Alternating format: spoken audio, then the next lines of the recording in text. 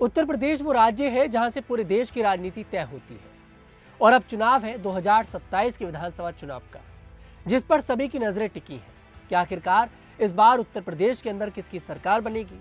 क्या एक बार फिर से भारतीय जनता पार्टी हैट्रिक लगाएगी या फिर इस बार सत्ता परिवर्तन होगा और समाजवादी पार्टी की वापसी होगी।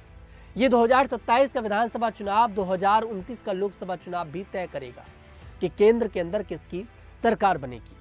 आपको बता दें, भारतीय जनता पार्टी के जो नए राष्ट्रीय अध्यक्ष बने हैं नितिन नवीन, वो 2 दिन के दौरे पर उत्तर प्रदेश पहुंचे और उन्होंने मंच से कई ऐसे संदेश दिए जिन्होंने कुछ चीज़ों को क्लियर कर दिया।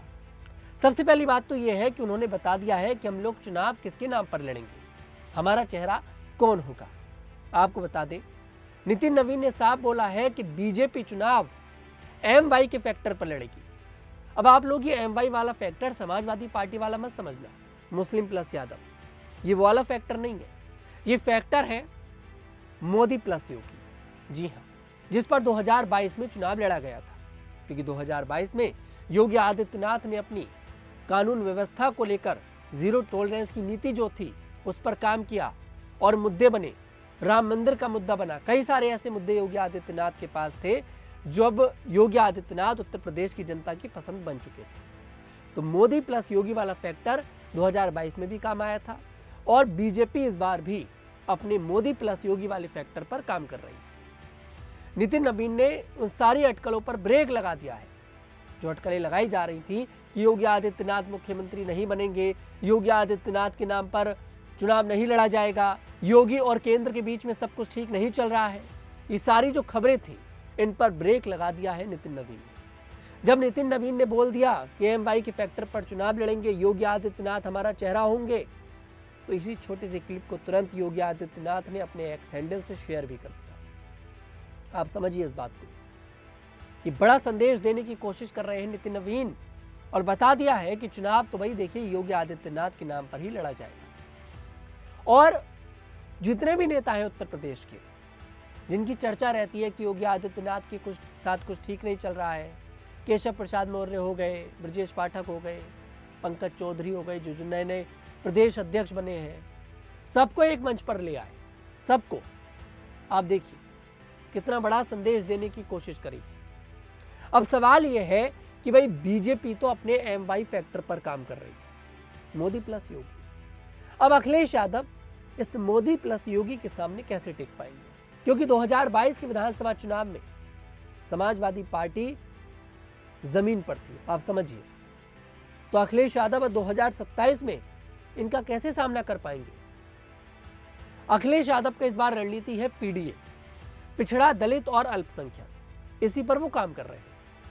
लोकसभा 2024 के चुनावों में ये काम भी आई, बीजेपी से ज्यादा सीटें अखिलेश यादव लेकर आए, लेकिन उसमें बताया गया कि कुछ सीटों को लेकर मतभेद थे केंद्र और राज्य के बीच में। अगर योगी आदित्यनाथ के कहने पर सीटें दे दी जाती तो फिर ऐसा कुछ भी नहीं होता। और देखिए, लोकसभा चुनाव और राज्यसभा चुनाव दोनों में फर्क होता है। नितिन नवीन खुद बोल चुके हैं कि चुनाव योगी आदित्यनाथ के नाम पर लड़ा जाएगा।